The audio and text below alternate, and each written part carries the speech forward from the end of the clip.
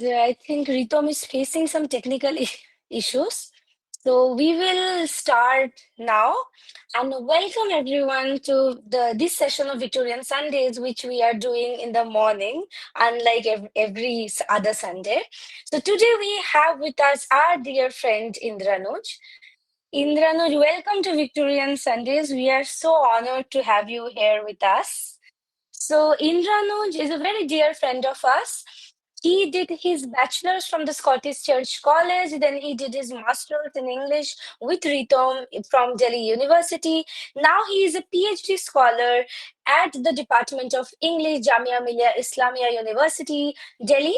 Today, Indranuj's research interests encompass the material culture of the empire, archives, and visual arts. Today, the topic of his lecture today is painting, print, and the picture postcard, exploring the souvenir industry of the Raj. We are very, very, very happy and honored to have Indranuj with us.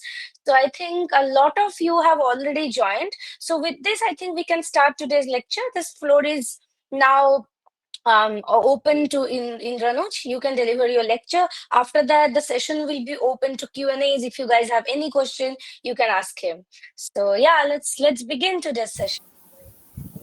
Hi, am I audible, Shami? Yeah, you are.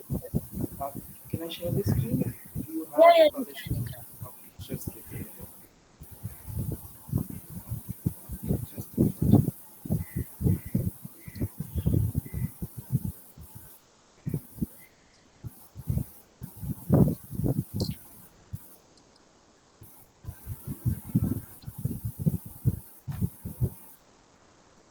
I hope this is visible.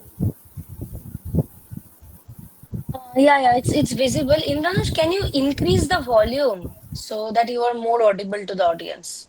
Okay, just give me a minute. Give me a minute.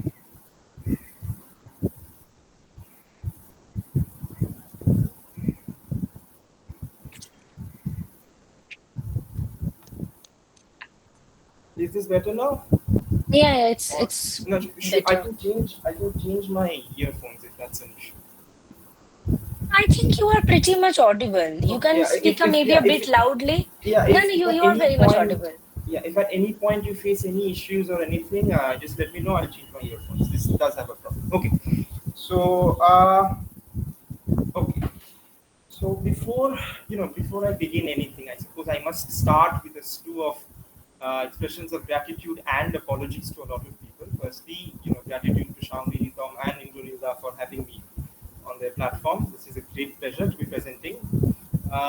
Thank you again to the three of them because I was told that this is usually an evening affair, but I'll be traveling later on in the day, and when I told them that I wouldn't be able to do it then, they were gracious enough to offer to do it in the morning, and which is why I also must apologize to the audience. Simply because we are doing this right now, and so many of you are there.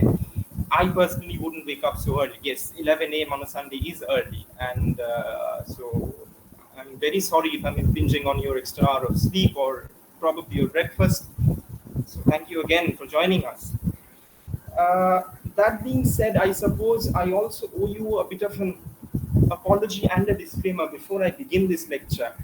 Uh, Simply due to the fact that I ran into a huge technical problem while coming up with this PPT. You see, uh, the problem with doing archival work is that you have to sift through a lot of stuff in order to get to what you want. Now it's easy when the archive is already there. The problem with the archive that I'm working with is that it doesn't exist. There is no archive whatsoever in the whole wide world depicting imperial picture postcards. So I suppose one of the things that I will have to do eventually is to make my own. And yes, we have plans to construct and curate a very extensive archive of picture postcards of the empire at Jamia eventually. And yes, they will be open to public viewing in time, and we'll let you know about that. That being said, I I don't have any experience whatsoever in curation and collection, so I suppose uh, you will have to indulge me a little bit because the PPT that I have prepared is something very amateurish. It's essentially to explain certain points that I have. It's definitely not extensive. I will, of course, give you a lot of links and references, which, if people are interested, they can look it up. I can also share the PPT if you like, with Shawnee and Vikram. They can upload it on their platforms as they see fit. Now, all that being said, I think it's important for me to begin with a declaration of what this lecture is not before we actually go into it. This is not an analysis of style and technique of certain schools of art. I am not an art historian. This is not my area of expertise. There are people who are far more qualified than me who can do that. This is also not an ethnographic study of empirical subjects, whether Indian or British, because I am also not an anthropologist. I cannot do that. This is also not a compilation of the history of popular and peripheral elements of imperial European print culture. That is also not my area of expertise, and this is also not an attempt to address any sort of historiographic question on empire either. My understanding of history is very rudimentary, and I believe that is also not something I'm prepared to do. So, what is this basically? Well, this is essentially a rather amateurish attempt at trying to theorize what I like to call the evolution of the souvenir industry of the British Raj in India. From indigenous painting to all the way to colonial print, and its inherent socio-political underpinnings. Of course, we will need to situate the whole evolution within certain historical realities of the empire. I will try and talk about how, looking at the visual material being produced to suit the sort of European collector's gaze, can provide an insight into certain popular narratives of empire that were embedded in the popular imagination. I will also talk about a hitherto unexplored part of peripheral print culture, which is the picture postcard. Now, this is not to say that the picture postcard has never been studied in academia. It has been. However, I will also tell you what it was, what those areas are, and give you certain directions in case there is someone in the audience who would want to pursue this further. But that's later. However, with regards to the Raj, especially imperial postcards depicting the empire, there is no archive. There has been no study ever. I'm pretty confident of this. But that being said, uh, let's get into it. Okay. You know, if you are to understand first the political economy of the empire, it is important to first, address a very real question about the endeavor in the first place.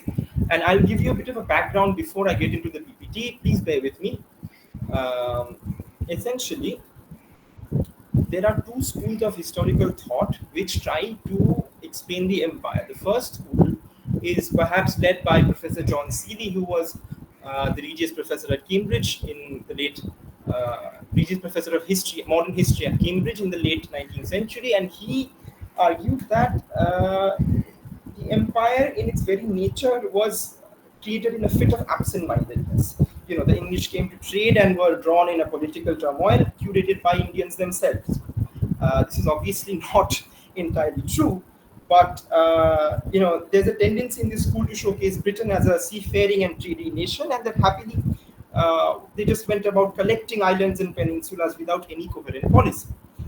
The second school of thought associated with this question is that it dismisses this supposedly neutral intent of the British and argues that they came here with a clear plan of establishing a huge and powerful empire by working on it bit by bit. Now, I think it's important to look at how the empire was visualized in popular imagination, gradually, in order to understand whether, whether which part of this question we should stand on and to what degree, or whether at all this question is important in the long run. So to begin with, let me talk about some of the earlier visual. Yeah, I hope this is visible to everyone. Shani, could you just confirm for me? Yes, yes, it's visible to everyone. Okay, okay, Pretty okay, visible. okay, okay. Okay, so to talk about early visual culture of the empire, uh, there was something called, itinerant artists. Probably the most famous of whom was William Hodges, a man who traveled from, the traveled with the East India Company. And this is not something that was, unique to the English East India Company. The French did it, the Dutch did it. I will talk about that, of course. And certain things happened in England which facilitated this whole sort of interest in art. There's something called the Hogarth Act of 1735, which was passed in London in the British Parliament, which laid the foundations for intellectual property rights within artistic expression. Prior to that, and in other European countries, you could very easily replicate artistic works in print, which wasn't a very good situation for artists to begin with.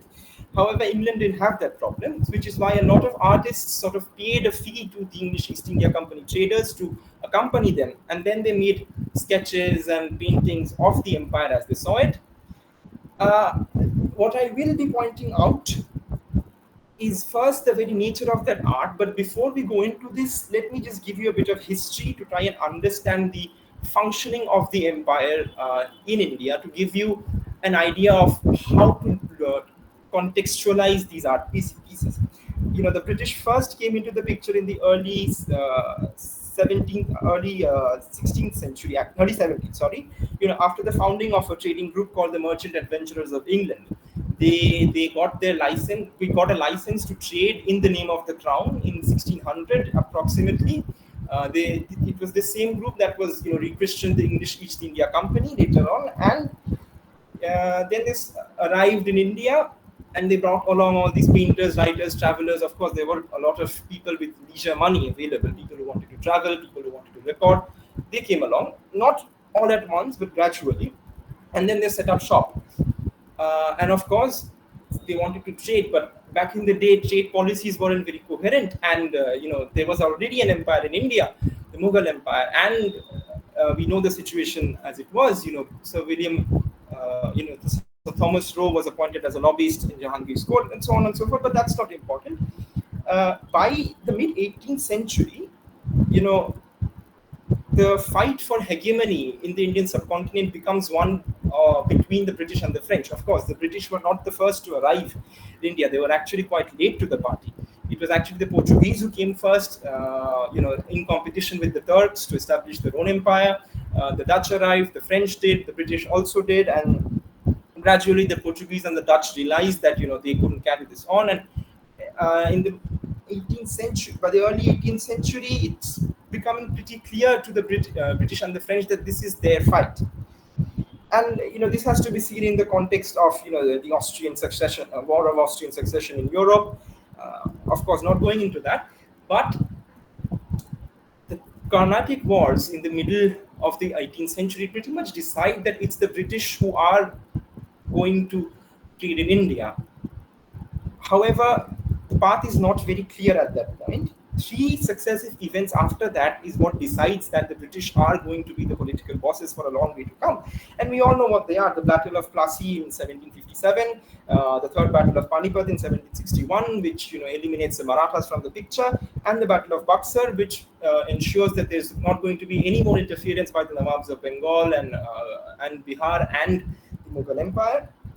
So during towards the late 18th century, it becomes pretty clear that the British are the political bosses of Eastern India, at least towards the end of the 18th century. Now, let me pause the history lesson right there and take a look at the style of paintings that you see here.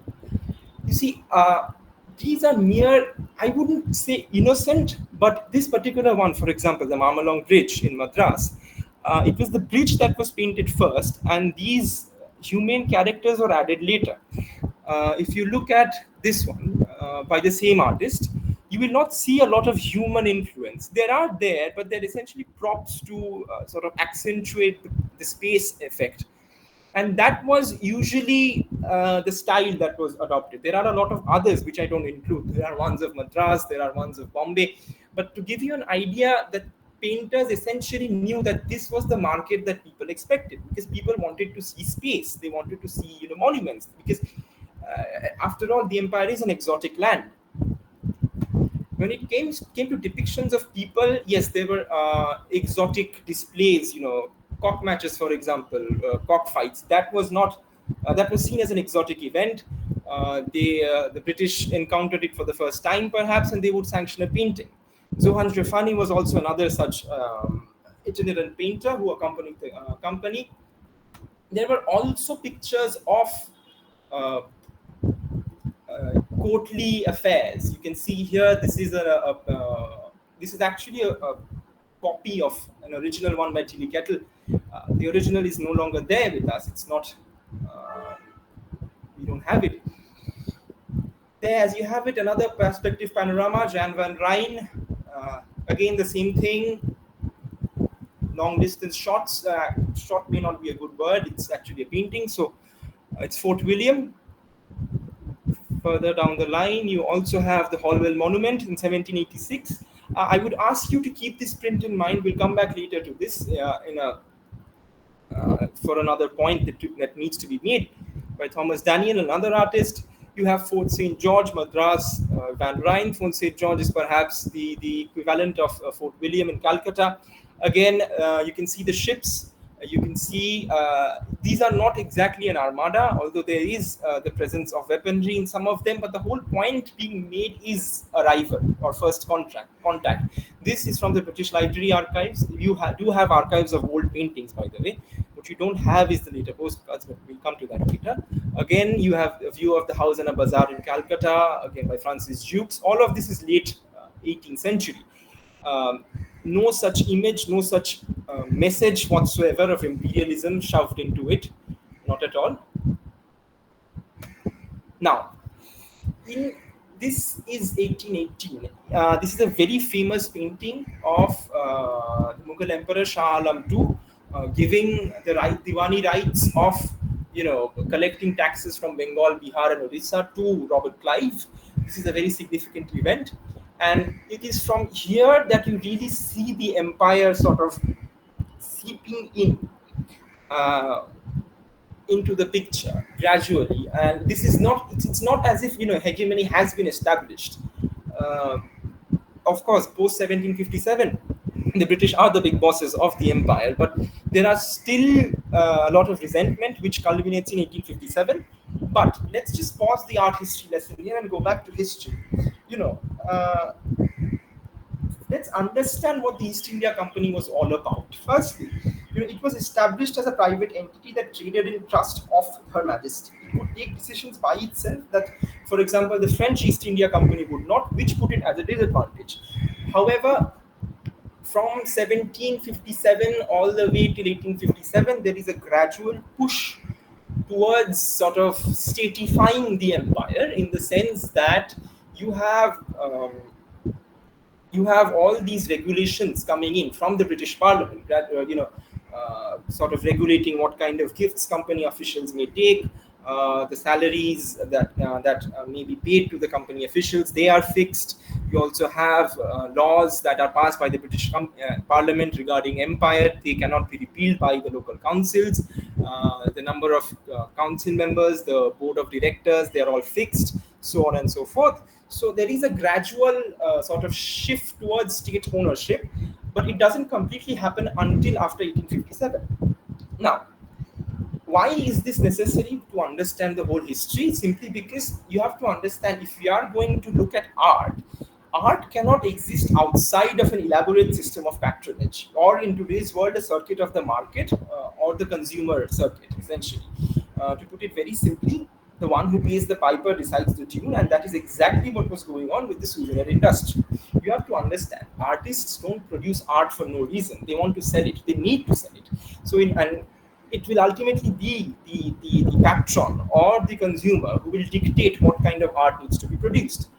And the type of art that has been showcased, of course, it's not that the company is very well established. And yes, it's true that the paintings that I showed you earlier were being sanctioned by wealthy doctors, merchants, officials of the East India Company, their spouses, people who basically wanted souvenirs produced obviously by British artists to take back home.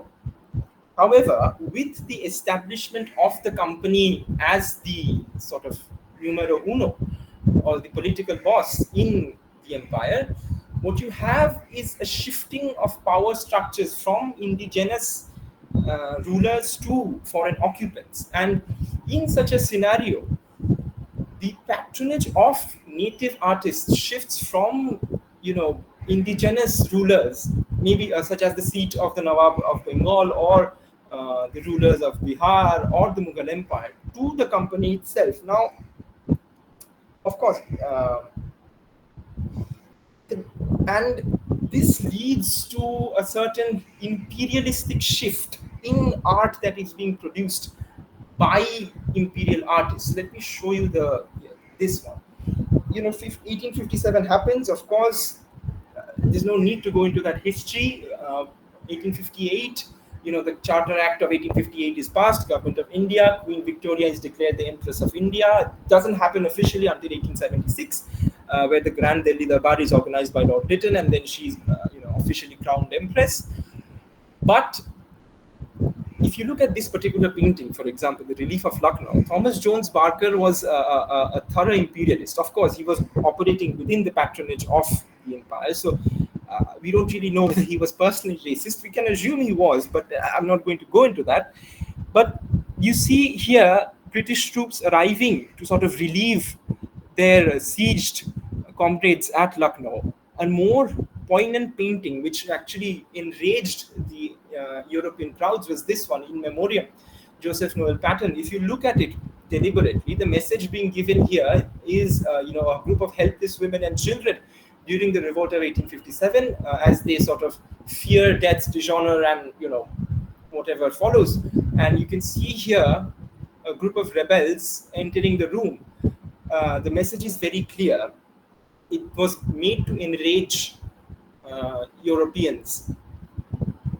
Now, this painting was later modified because apparently it produced a lot of rage, and the soldiers were transformed into, I think, part of the Irish army or something. But that doesn't concern us.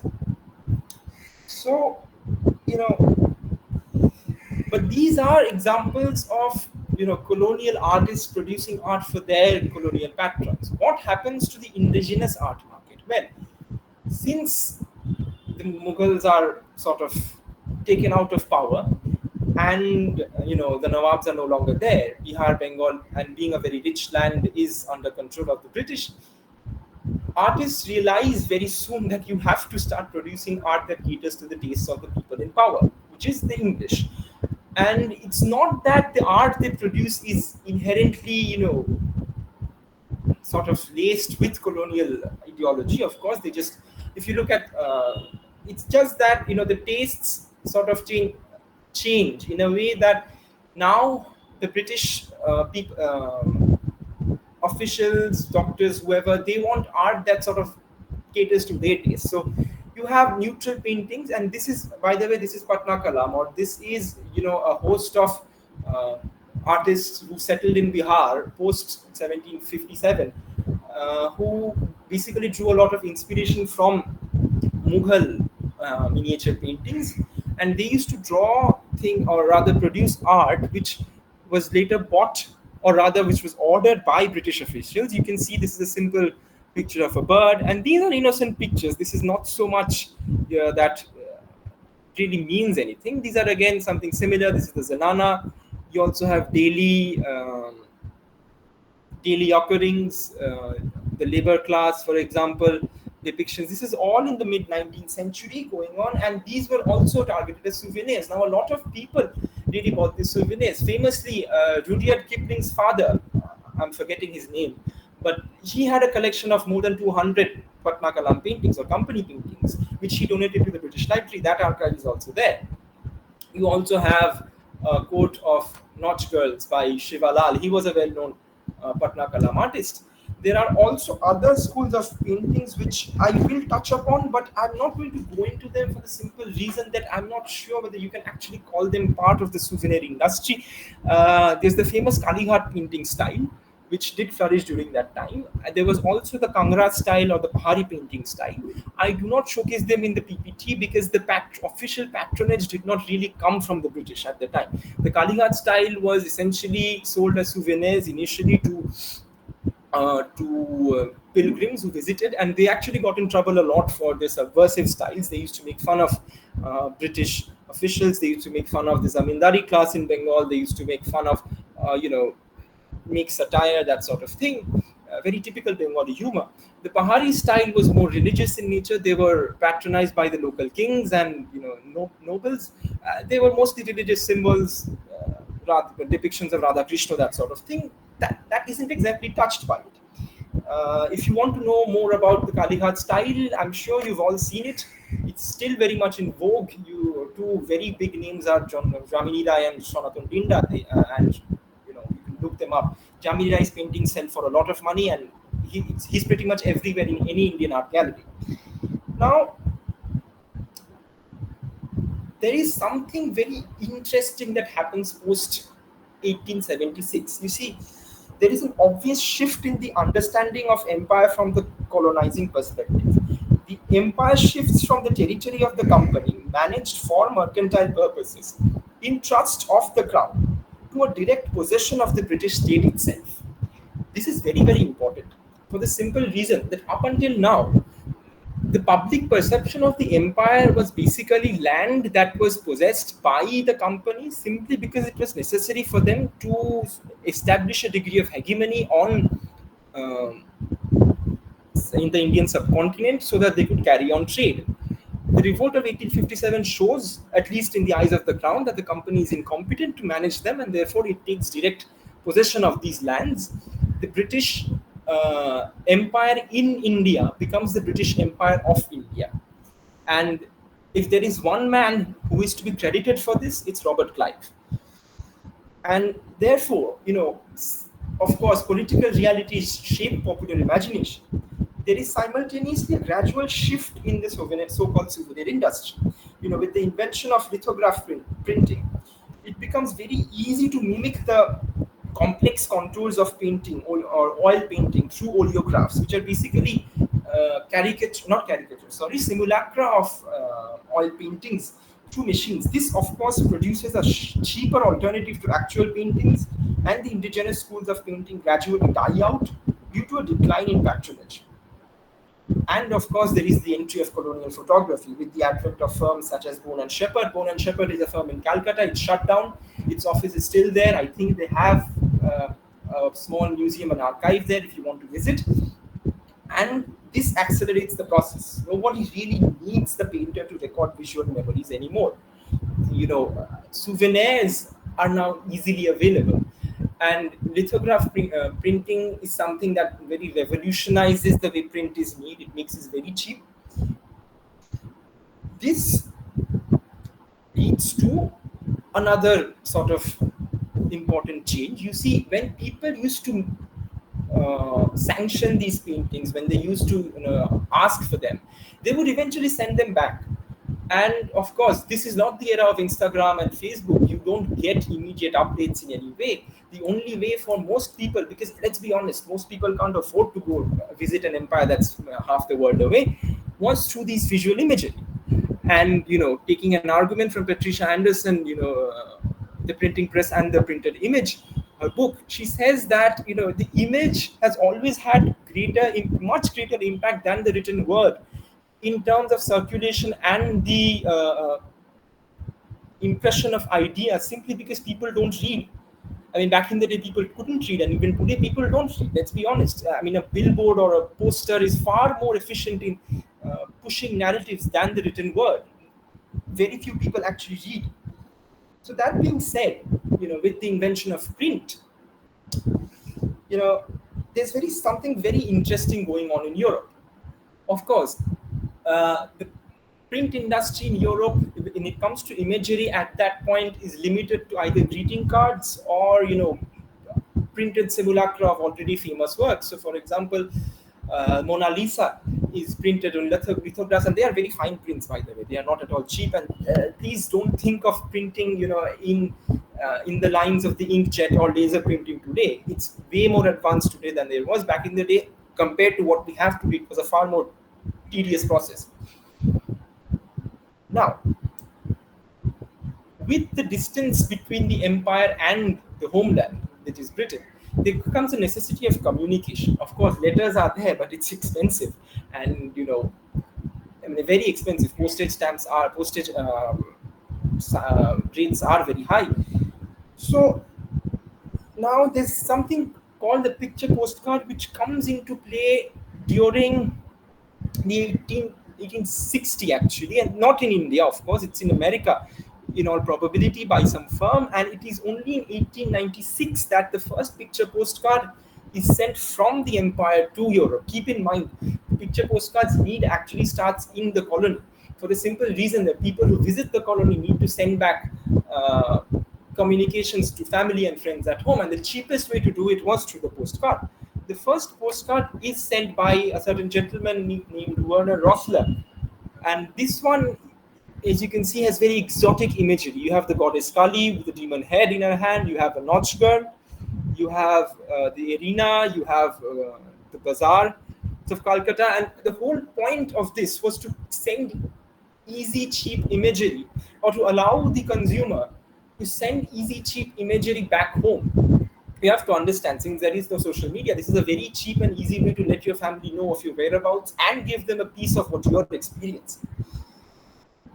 Yeah, it's when 1896, Rossler sends, who operates a photography studio in Choringi, Calcutta, sends the first picture postcard for India to Europe, which is in display in front of you. And this piece showcases a Nautch girl and goddess Kali, very Orientalist imagery, of course. And Rossler realizes something, that Europeans back home must also be interested in visual material depicting the empire. It can't be that just people who visiting the empire want to see it. They're already seeing it. What about the people who can't visit? What about the people who need, a very easy and cheap alternative? Because India back home was being depicted as this fabled land of Maharajas and exotic animals. Of course, everyone was extremely interested to see this. So, and the average European obviously could not afford to visit. Therefore, this opened up a market of encouraging flânery via proxy. Flânery essentially is, or rather, exploring a faraway exotic place through second-hand imagery. Now, there's nothing particularly wrong in it, except there is a huge potential for propaganda in this. We'll come to this definitely. So now, what sort of imagery was being created through these postcards? I'll show you a few more examples. This is of course photography. This is Madras, early 20th century. You can see, again, this is just a panorama, nothing too vicious is anyway. This is another one, a portrait of a girls' school, 1898. Joseph Hoffman is another lithograph printer. And please keep in mind, there is no such thing as a postcard company in that day. They are all print companies, print and photography. Printing is not something you can do at home. Nowadays, it's very easy. You don't need to go to a shop. But back in the day, prints were a huge deal. They were, how do I say this? They were very exotic collectibles. They were sought after by people. You had collectors, you had hobbyists, dilettantes, people who really wanted a piece of everything.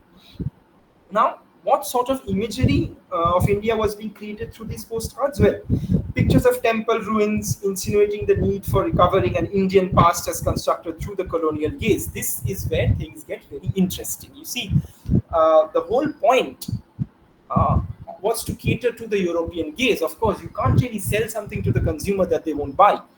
And the colonial producers, who, even though were operating in India, they were mostly Europeans. The Indians do come into the picture, and I'll talk about them. They understood something very well, that if we are to sell to Europeans, that these are not the average, aristocratic Europeans. Since this is a very cheap, wide market commodity, this has to be sold to someone who isn't very well read. So, the imagery being sold, and this is where I must profess my regrets, because I could not produce the postcards in this particular context, the ruins of temples, because since there is no archive, I just had to blindly sift through the internet to locate what I could. So that being said, and the ones that were most popular were actually very racist. In fact, since the intended audience of these postcards were obviously Europeans, so racial stereotypes were rife. Monuments such as the Taj Mahal, along with huge events such as the Liga Bars of 1903 and 1911, were also very popular. People, especially the Europeans, wanted to see the exotic India. You can see this is the Delhi Darbar. printed on a postcard in 1911. There is also another one. Yeah, see, they wanted to see elephants. They wanted to see, all sorts of, how the empire was faring, and you can see that this is very much catering to the gaze of the colonial flaneur back in Europe, who is never going to be in the empire. Now, there were also images of people portrayed, which were very interesting. Naked children standing in order of height to indicate a growing and malnourished population, along with servants working with their masters reclined. The lives of European officers in India were particularly interesting to the collectors of these postcards. Of course, uh, the two main arguments for empire, as we know, was A, that the Indians couldn't govern themselves, and therefore they needed the British in place to sort of do that for them, and B, that the British were in fact benevolent colonizers whose only intention was to civilize us. So when you show imagery that, ruins of temples or malnourished children, it becomes very easy to convince the people back home that, yeah, this is what's going on, and so which is why the empire is, it makes sense. Of course, there's also a lot of propaganda involved, because all of this is not happening in vacuum. If you remember the early 20th century of intense political turmoil in India, we'll come to that obviously. Another example would be, and of course there is an argument to be made between the nexus between of the nexus between these so-called print companies who produce postcards and the crown itself. You see, for example, two companies in particular, Underwood and Vivian Manson, they were contracted to print postcards of the event, which is the Delhi Darbar. Uh, so they were getting paid. There was also another one company, which I will come to, obviously, which is Rafal Tuck and Sons, which, okay, yeah, which will give you an even clearer picture between, how surreptitious propaganda was carried out through this. Now, in Europe, since the craze for the picture postcards was soon caught on by European firms operating out of London, you know, it's very interesting to note the difference in imagery between print companies operating in India and Europe. The postcard actually came from the colony to Europe and not the other way around. This is very interesting because once European firms realized that, okay, there's a huge market for this, they should latch on to it, they started devising ways in which they could sell something unique. And probably the most innovative of them, and eventually the biggest, was this one firm called Rafal Tuck and Sons. Rafal Tuck was a Prussian gentleman who migrated to London with his wife and family, and he set up his lithograph press in London. And he initially started manufacturing greeting cards and lithograph prints of paintings. And then he realized that the postcard business would be very, very profitable. So he came up with something called the oilette series, or which he marketed as miniature oil paintings, and they were very beautiful. I'll show you a few examples to get you an idea. Again, I regret that I can't show you all of them because there is no archive, and I had to look for them manually.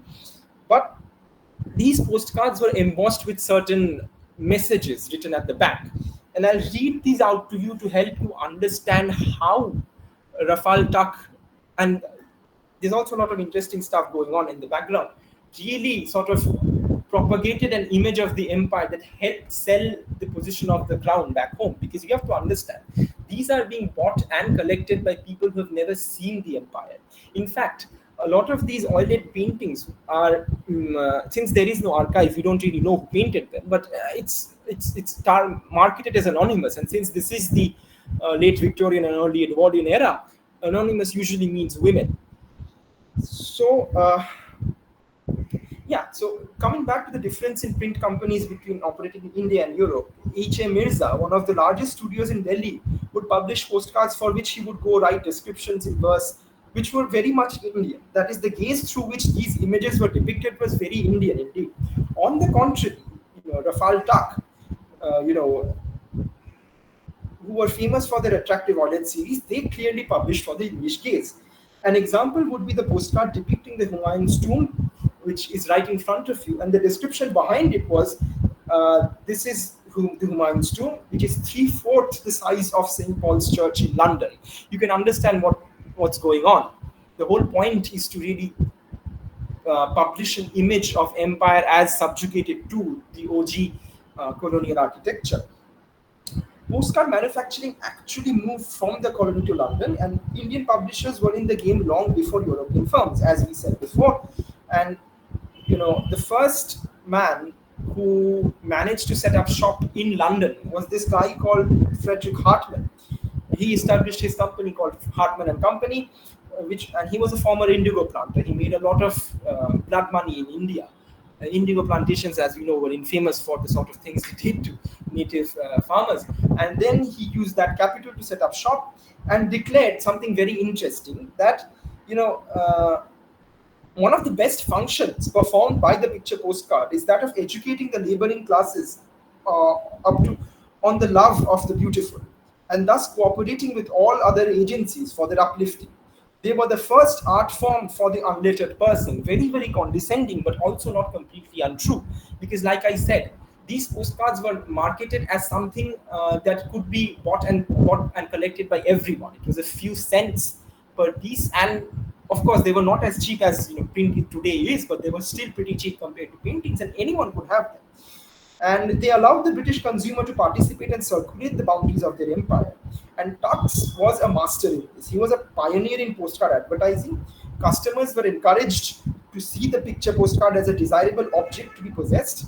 The Oilette series, especially, was seen as miniature oil paintings that were already famed as the most artistic postcards of the most picturesque spots in the world. I'll show you a few more eventually. And Tux also promoted themselves as the art publishers to their majesties, the king and queen, and their royal highnesses, the prince and princess of Wales. Now, a lot of people in the Tux family, they were very close to the crown. They were knighted, they were given titles, lords, ladies, so on and so forth. And we can very easily construct an argument, but provided we have access to the archives again of letters between the Tux family and the crown, that they were sort of surreptitiously asked to carry on this propaganda.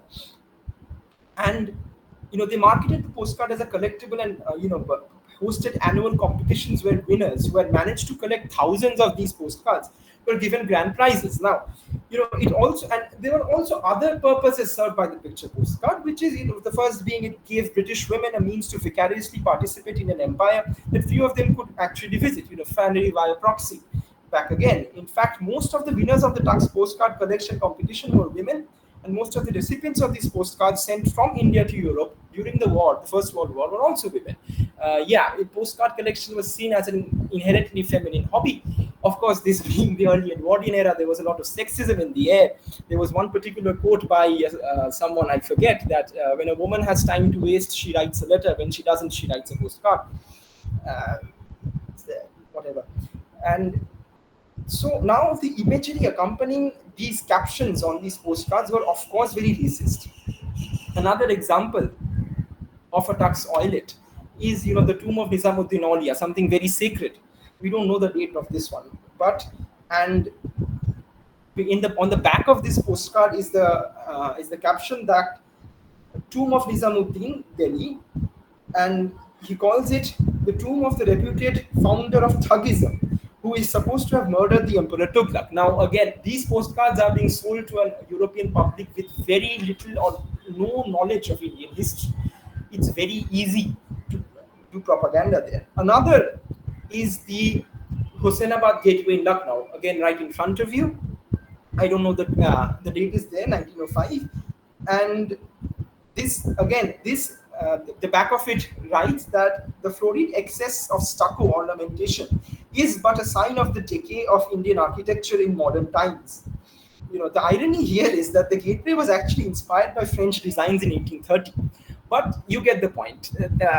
Factual accuracy is not really what they're aiming for here. Another one, which is perhaps the most explosive in this regard, is a depiction of the memorial well in Kanpur. Kanpur is pronounced as Kanpur by the Brits. And this bears the rather lengthy description that over the arch of the Gothic wall surrounding the last resting place of the 125 women slaughtered by the rebels and cast into the well, are recorded the words, These are they which came out of great tribulation. Inside is the pure white marble statue of an angel by Marionetti, with arms folded in resignation, each hand bearing a palm as an emblem of peace.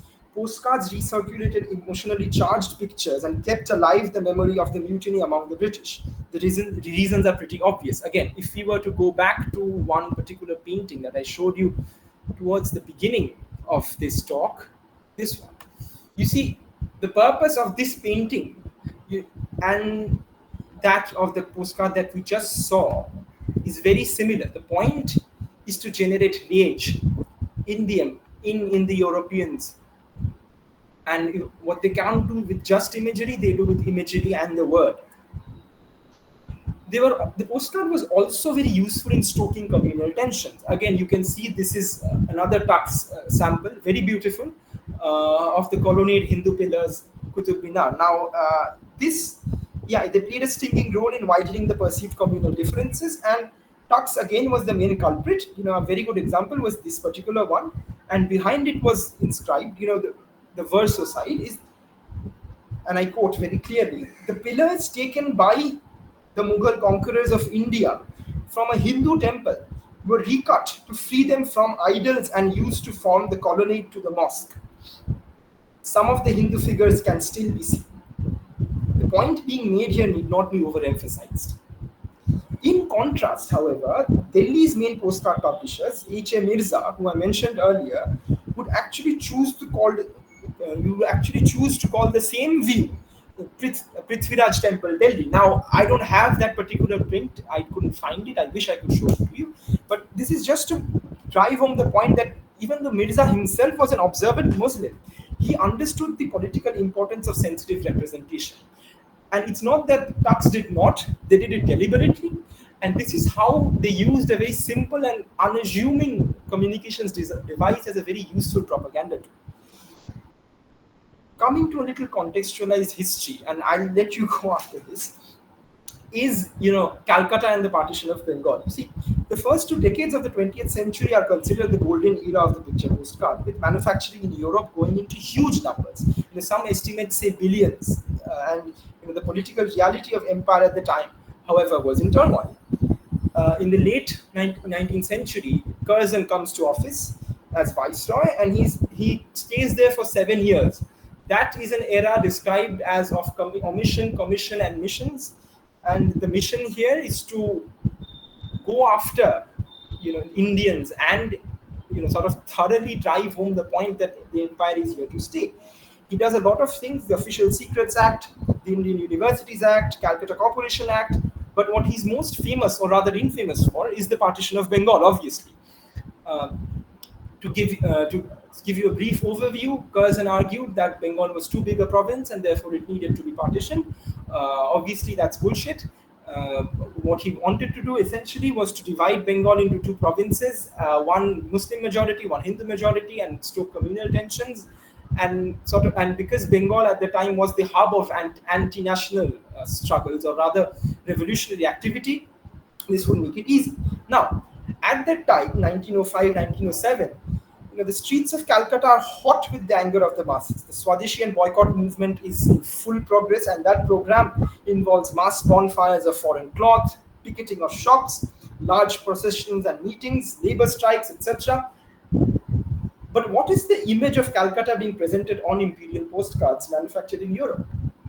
Take a look. Of course, my laptop is hanged. Oh, of course, yeah.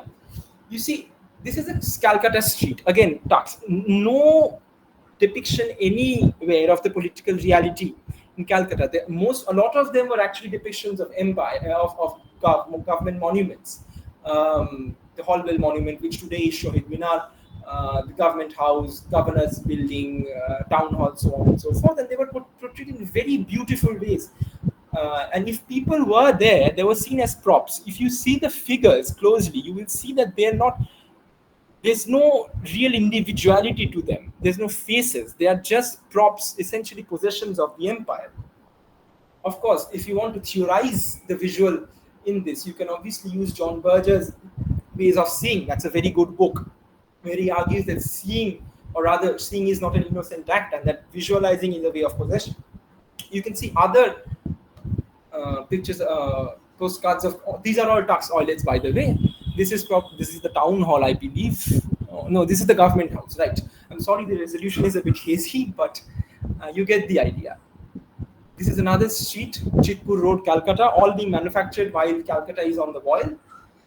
And you know, what they presented was a very curated view of the city, emphasizing its colonial grandeur and exoticism while simultaneously ignoring its Indianness as much as possible. Impressive colonial architecture, such as the High Court or Raj Bhavan, along with religious sites such as the Kalighat Temple, were the ones being portrayed. All, of course, for catering to the European gaze.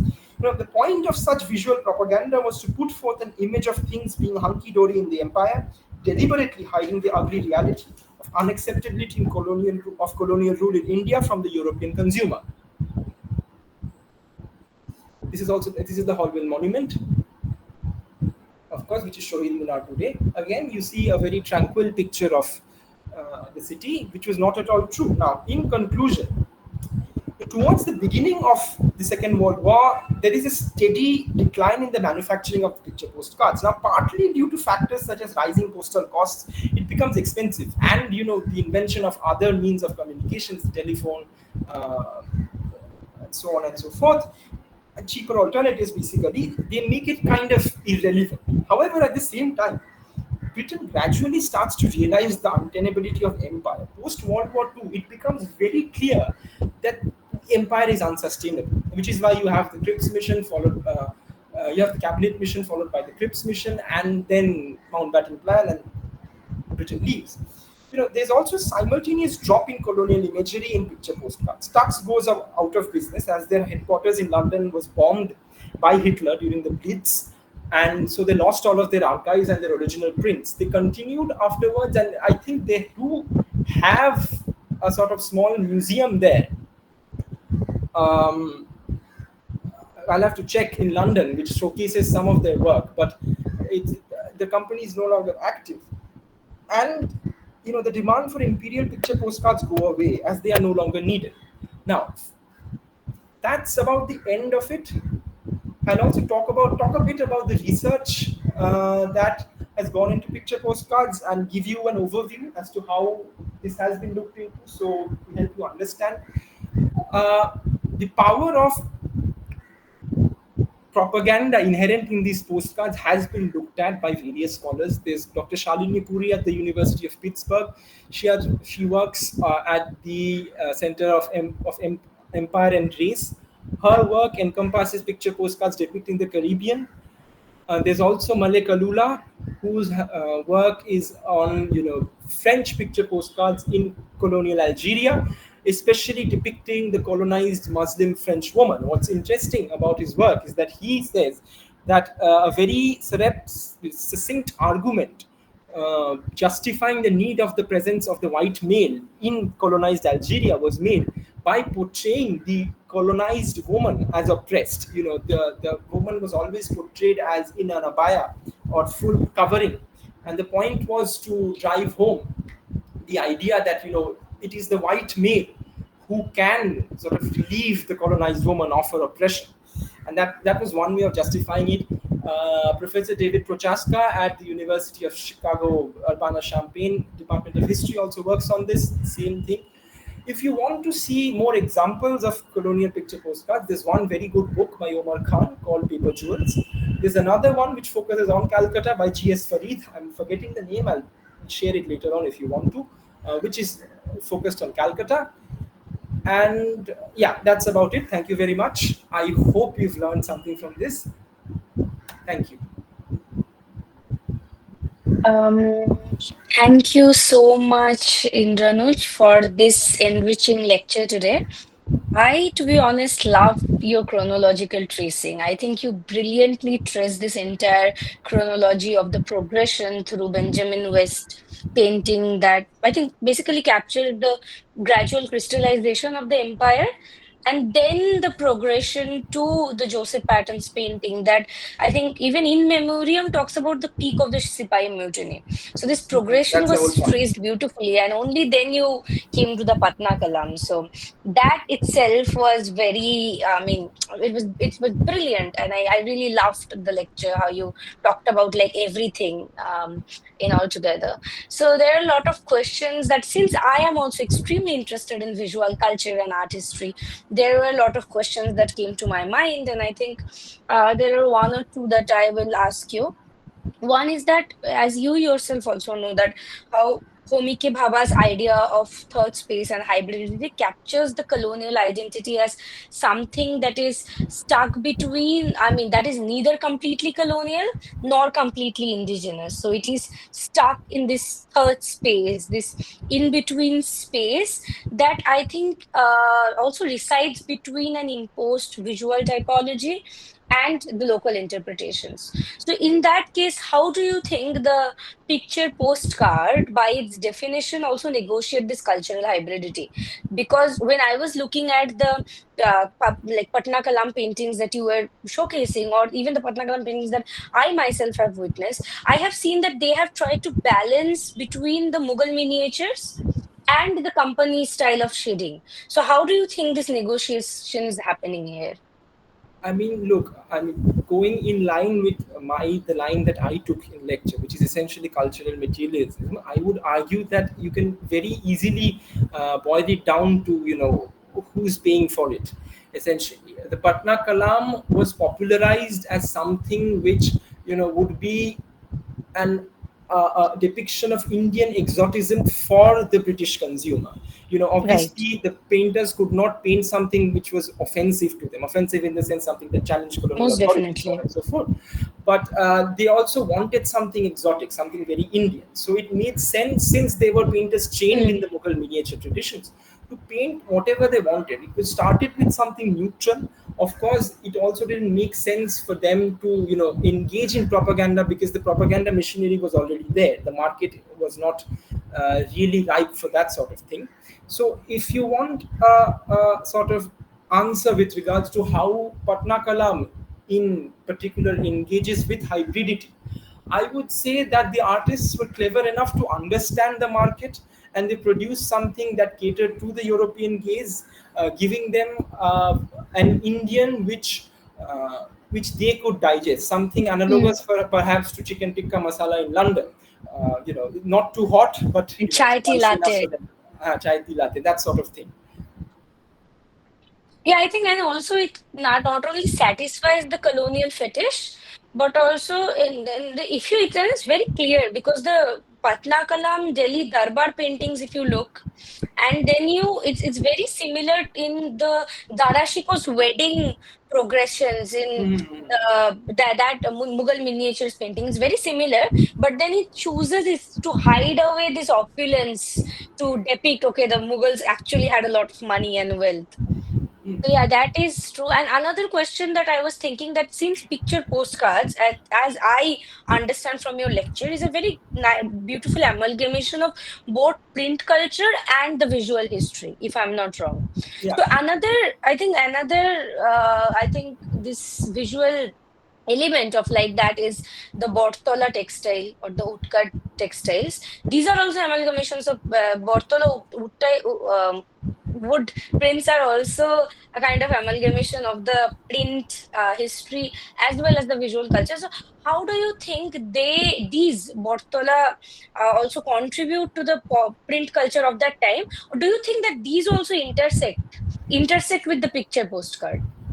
Yeah, Shawnee, you'll have to give me more, because I haven't really sort of encountered these Bottola prints. I Yeah, think I have then to look into it. I'll send you Yeah, something you'll have to hands-on with send it. me And something and read out yeah, on that. yeah. So I think that was a brilliant lecture, and I'm so happy that in the Sunday morning when I woke up, I got to see so many paintings. So that is a very good way of the day for the day to start. So now I think I'll open the floor to um, participants if they want to ask any questions. Ayush is asking a question. Thank you so much for the session, Indranuj. It was a pleasure to see you and hear you after a long time. Thank you, Ayush. So, does anyone have any other questions? Yeah, you Shri can type has it out raised as a well, hand. or you can, yeah, Yeah, you can unmute say yourself and whatever, ask the question as well. whatever suits you. Hi, Indranuj. Can you hear me? Yeah, yeah, sure. Well, thank you for talk, which I think I listened with great interest. And this is a talk that I'm actually listening after a long time, which traces the history and the representation of postcards so beautifully. So my question is, I really appreciated the part where you talked about that a postcard is not just, a visual thing, because if it's a postcard that is intended for someone, if there is an audience to it, then there are certain kinds of messages that's attached to the postcards or that's being written to the postcards. If it's a postcard, it also means that it has a postage stamp to it. It also means that there is some kind of address that's also present in the postcard to it. So I am curious to hear more about if you have encountered other print things related to the postcards that is not the postcard, like a postage stamp, which then can speak a lot about how um, control and regulations of empire functioned around that time. So there is a whole print economy, there is a whole print culture, which is just around the postcard. So, do you have any reflections about how that contributed to how the souvenir industry kind of like burgeoned around this time? Thank you. Okay, thank you, Sri. I like the question. There's just one problem with the postage stamp. You see, not everyone can manufacture a postage stamp. If people like you and I start making postage stamps, we'll end up in jail, because a postage stamp is essentially a license given by a government entity. In India, for example, it's the National Postal Agency or the Prime Minister's office or the President's office, which can only make postage stamps. A postcard, on the other hand, can be made as a part of print culture, as long as it is not inherently stuck with the postage stamp itself. So I'm not sure whether a postage stamp can be called part of a souvenir industry. Of course, that is not to sort of discount its value as a souvenir itself. That is true. That is very much there. I myself, my grandmother had a huge collection, and I remember playing with it when I grew up. I lost it after that, but that's not the point. Yeah. So definitely they can be a part of print culture, but with regards to a souvenir industry, I'm not so sure you can call something which can only be sanctioned by government entities, and which is very much a sort of projection of government authority as an industry per se. So, just to follow up to the brilliant Yeah, yeah, answer yeah. that you just gave, um, I'm curious of the fact that because, as you said, the postage stamp can only be approved by the empire by certain systems of regulation and power for it to actually come into being, for it to come into existence. So, do you think that there is something that can be explored in terms of where does the empire's protocols and control and systems of regulation comes in terms of how the souvenir industry is managed? Because if it's just like one person, they have come for a visit to India, or they have found some ways to send the postcards back home, traveling, let's say no postage stamp was used, then we're good, we're fine. But imagining that there has been something or mailing that has been used to send this postcard home, then you need a postage stamp. Yeah, no, no. So, Oh, okay, yeah, sure. yeah, you don't have to answer this question. I'm just like No, no, saying that this is, I'll just give yeah. you a follow up. Yeah, that's true. I mean, postage in postal units, refuse to send postcards which were obscene or contained remarks which could be seen as seditious. That is a historical fact. So yeah, and obviously, if it's the empire trying to propagate its own logic, it will very much try to do what you pointed out. So yeah, the postage stamp can be seen as a symbol of control. It was, in fact, it still is. But yeah, but that is something very much dated, because I'm not sure. Yeah, today obviously that doesn't apply.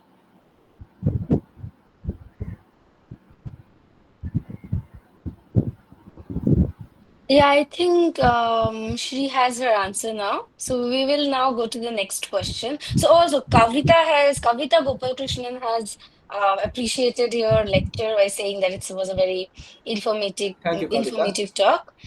Samarbrata here, I think, is asking a question. So he's saying that okay, he's illuminating sessions. So since you commented on the absence of people in the colonial cities landscapes captured in the postcards, could you comment on Frank Klinger's Kalen's postcards, in which this idea of social hierarchy is perhaps done away with? These postcards are replete with people, and Europeans and Indians share the urban space in a way. Yeah, that's a very good point, Shamabrata. Thank you, and thank you for the compliment. Yeah, I've seen some of Scallon's postcards, the pagoda, for example. In fact, I've seen comparisons between Tuck's depictions of certain monuments and Scallon's depictions. And yes, the point you raise is very true. However, and I think that reinforces the idea that Tux was, in fact, very much the Crown's very own art curator. If someone like Scallon depicts the city in a certain way and Tux doesn't, that reinforces that point in my view. And yeah, with regards to hierarchy, see, I can make the argument that the whole point of such a visual was maybe to sell back to the European consumer that yeah, things were hunky dory, because at some level the consumer also wanted reassurance that the empire was a force for good. So maybe the because social hierarchy was very much a real thing. Britain, the white people and the colonized were definitely not friends to begin with, to say it in the least. So maybe that's my take on Scallon.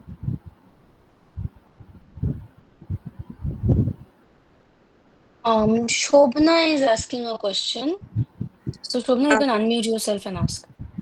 right. I hope I'm audible.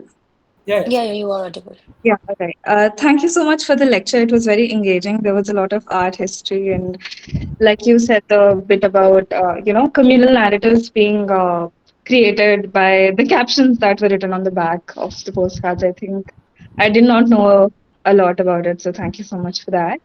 I wanted to ask actually about mentioned three professors, I think, at the end of your whole thing. You said one of them dealt with women in like paintings, picture postcards.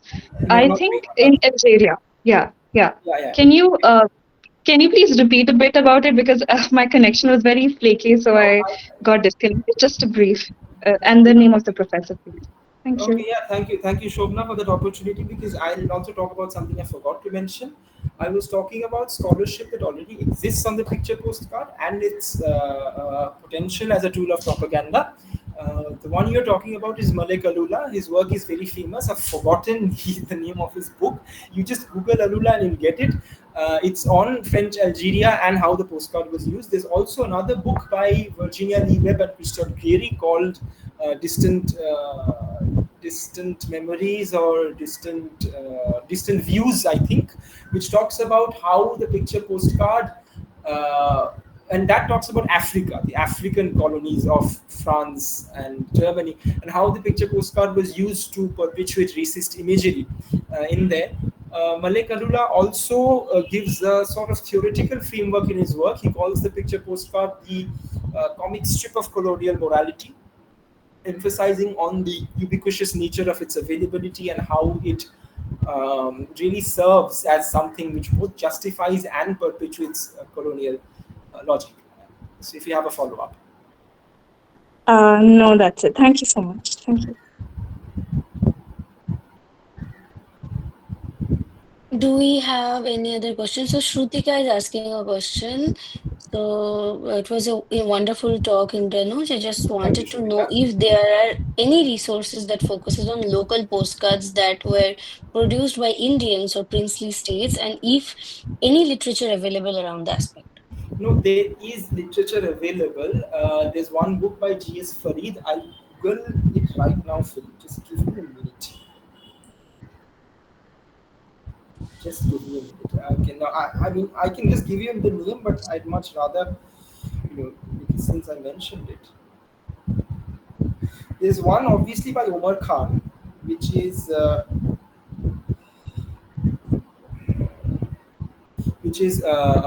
Paper Jewels, I think, which was manufactured in 20, or rather published in 2018, which is a beautiful catalog. It's also very expensive, by the way, so don't try to buy it. Maybe if you can pirate it somehow, that's a good thing. Which will give you a whole catalog of picture postcards manufactured by Europe, some of them by local EA. As far as princely states are concerned, yes, rulers of Hyderabad, the Nizams, certain Nawabs, they did sanction photography to propagate their idea of how the state should be. Of course, they weren't very powerful in terms of propaganda, but yeah, they did. Picture postcards from Calcutta, 1895 to 1980, is one sort of coffee table book by G.S. Farid. You can look that up. That will give you, and this also has examples from post independence, except it's focused on Calcutta itself. So I hope that answers your question. Yeah, I think the question is, I think, yeah, the question is answered. So yeah, Ayush is asking that can you please type resources, be it professors and scholars, their respective books that one can look up in the chat. So, I'll Indranuj, I send. think, Yeah, yeah, you can write it in the chat, and also you can do one thing, you can yeah. write I'll. your email address in the chat Okay. box. So if anyone can reach out to you, and if anyone wants resources, if they have any particular question that they want your, I think, elaborate answer on, they can reach out to you. Yeah, so I think Ayush, you can write to Indranuj for resources because I think it would be a very tedious job to write down all the resources in the chat box right now. So yeah. So Toronto is asking a question, quite an interesting talk. Listen to you after a long time. We'll catch up with you to know more about the history later on. Thank you, Atalanta. Look forward to it. Shrutika is asking thank you. Okay, Shrutika is saying thank you for the Shrutika? email. Okay, so now I will say thanks you to you. Unfortunately, I my laptop is not working, so I could not join through my laptop, and that is why I could not communicate. But it was a wonderful lecture as expected. I'm really glad you accepted this invitation, and I mean anyone who will going to watch this video because it will be there on YouTube. It will be a very archival gem in the first place because it will be Oh, a very just yes, yes. Yeah, I'm very sorry for interrupting you, Ritom, but I just let the audience know that I have plans of building an archive at Jamia, not just of picture postcards, but also travel brochures, posters, which sort of the material visual culture of Empire. There's a whole lot of it that hasn't been officially archived and set up, and we hope to really put that out for public display someday. Maybe have an official archive at the department. We'll send word out obviously as it goes along, and I hope people do come see it. Uh, but as far as I things think stand, that would be it's in the works. brilliant. That would Yeah, be that's brilliant, in and the all works. the We'll very put out best the plan. for that. I All the mean, best, all the very best for that. And I know that like we all of us, we have so much belief and so much faith invested in you that you will be able to do it very soon. Yeah, I hope I can deliver. I think we do not have any other questions. So, Indranuj, do you want to say some end notes for this lecture? Because it was a Uh, very, very, very nice lecture. Like, I think we don't need, like, me, Ritam, and Shoma, we don't need to talk about it. Given the kind of responses that you have received, it's pretty evident that your lecture was very blockbuster. So, Thank you. I'm very flattered, but I'll just I really don't have anything more to say. eh, Thank you so much. So, thank you all for joining us today. I know that you guys have like woken up early in the morning and joined us talk. And I think the talk did justice to all of us waking up in the morning. So, thank you, Indranuj, for joining us today. We are so honored to have you with us. And so, we will take your leave now. And we'll meet you all again next Sunday with another fascinating talk. And with that, I think we will take your leave. Yeah, Ritam, do you then the want to say next anything? no, the next talk is going to be amazing. So I just give a slight disclaimer to people. And Ritam, you should matlab, tell people in advance. Okay, okay. But it was wonderful, to be honest. I mean, you nailed it. It was a Thank you, thank very you. fascinating lecture. I enjoyed it so much. And the idea that postcard is a text. So, Yeah, Brilliant. I hope I understood everything. But anyway, so thank you everyone. Thank you. I'll take your leave now. Yeah. Bye bye, everyone. See you next Sunday.